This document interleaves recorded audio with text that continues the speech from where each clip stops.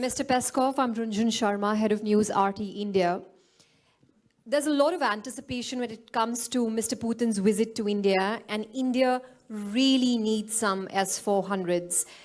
Could we see Mr. Putin bring in some of that? Will that be synonymous to his visit?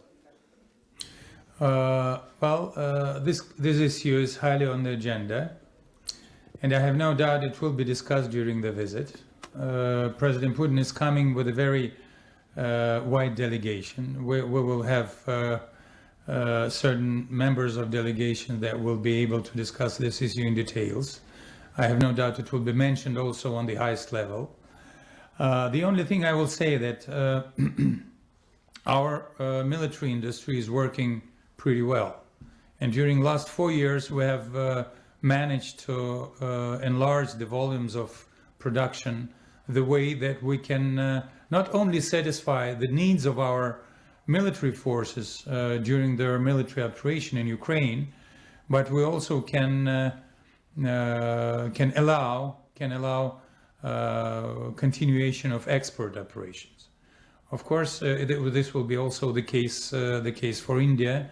We're interested in continuation of cooperation in this very sensitive field, and hopefully we'll continue to do that. Also for the benefits of India. By the way, if I'm not mistaken, the share of Russian, as we call it, special equipment, Russian arms. The share of Russian arms in the military forces of India is about 36%. It's quite a big digit. And hopefully we'll continue, and not only continue, but also enlarge the cooperation in this field. Thank you. Thank you. And Manish Jha, editor, TV9. Yes, am I correct? Yes. One more time, repeat your designation and name, please. Thank you, Olga. Привет, Mr. Peskov. This is Manish Jha. I'm the executive editor of TV9 News Network. I have two small questions. The first is related to Su-57. There are a lot of discussion about the Su-57 fighter jet. I would like to know that whether Russia has given any... I beg your pardon, I could hardly understand. Sukhoi 57. Sukhoi 57, yes. So I would like to know that whether Russia has given any kind of offer to India regarding Su-57, because Trump wants from India that India should purchase F-35. India already purchased Rafale, and then we have already lots of Sukhoi version. So I would like to know about Su-57. And another question is that in India, we have a concern about the statement made by the NATO military chief that NATO is considering for preemptive strike.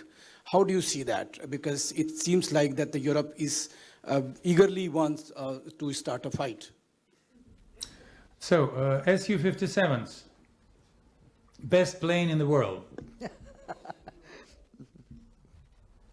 Yes, it's not over-exaggeration. It's the best plane in the world.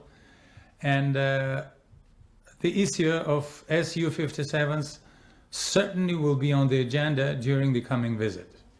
So let's not speak about the details. There are lots of competitors in the world, and some of the competitors are not, let's say, sticking their business to international law. So sometimes they can do bad things in order to make unjust competition. But we're standing for just competition, and in just competition, someone can hardly compete with us in this field. So NATO and Europe and their eagerness of doing war. Yes, unfortunately, we're facing that.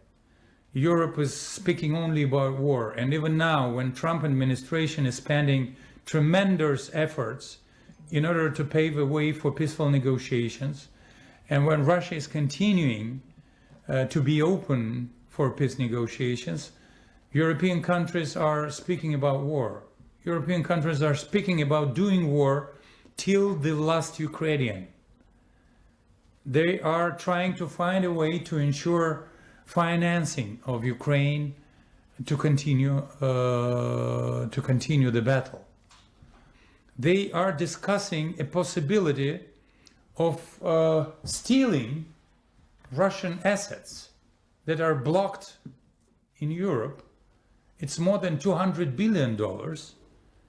It is illegal block, but now they want to steal this money and use this money for supplying the war machine of Kiev regime. There are some sober heads in Europe, like Belgians. They say that you have to guarantee us that when Russians go to court, to international court, and when they demand this money back, we'll be paying off it together. So there are some clever guys there, but the rest of the people in Europe, they're trying to just to steal our money. So unfortunately, they are eager to continue confrontation. They say that they are afraid of Russia. They say that Russia is a danger for Europe, but it is nonsense. And in our view, they're just trying to shift the attention of their taxpayers and to shift the attention of their electorate from domestic problems to so-called threat coming from Russia. During the history, it happened a number of times, but this is not true. This is not true. Russia is standing for peace. Russia is looking for peace, but Russia wants its concerns to be taken into account.